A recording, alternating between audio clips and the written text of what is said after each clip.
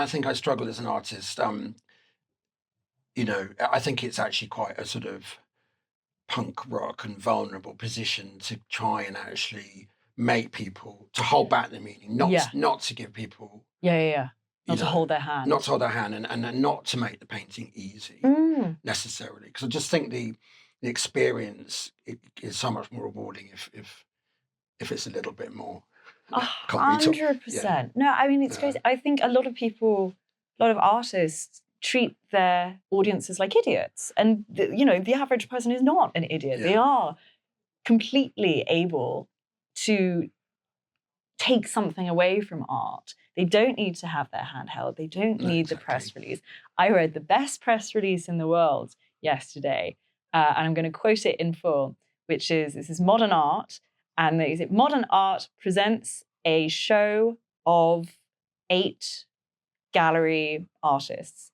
That was it. That was the press release. And I was like, this is the best press release I've read in years. I was so happy. Where I wasn't having my hand held. I got to walk through this gallery and try and bridge the different works together, try and engage my brain, try and take out some sort of meaning that wasn't being steered either by the artworks or by the press release / the gallery.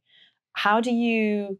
So I think we have spoken about this before, but you then don't expect... You're not really thinking about an audience when you create your work. No. Good. That sounds awful, but no, I'm not. No, not at all. I'm not. No, I'm sort of, I don't know what I'm doing. I'm sort of it's some kind of weird therapy. No. I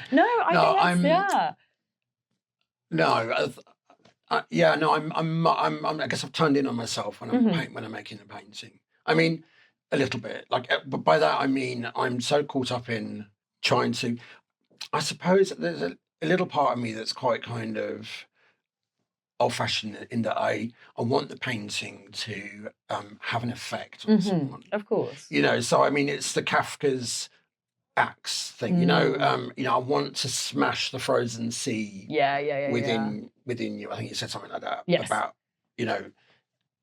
we're modern life, we're also frozen up to resist all the awful things that are going on, of course, in the world. And social media again doesn't help with that. And social media, and I feel artworks sort of have a duty. Not all artworks have to do this, but it's great if you can just shatter a little bit of the frozen sea within. No, I love that, and I think there is a bit of a duty. I think there is perhaps not a responsibility, but there's I think artwork should try and communicate something. I'm not necessarily like an intentionalist or anything, but I think that the best artworks, while they're not trying to convince you of something, there is a certain element of something trying to be communicated. Yeah.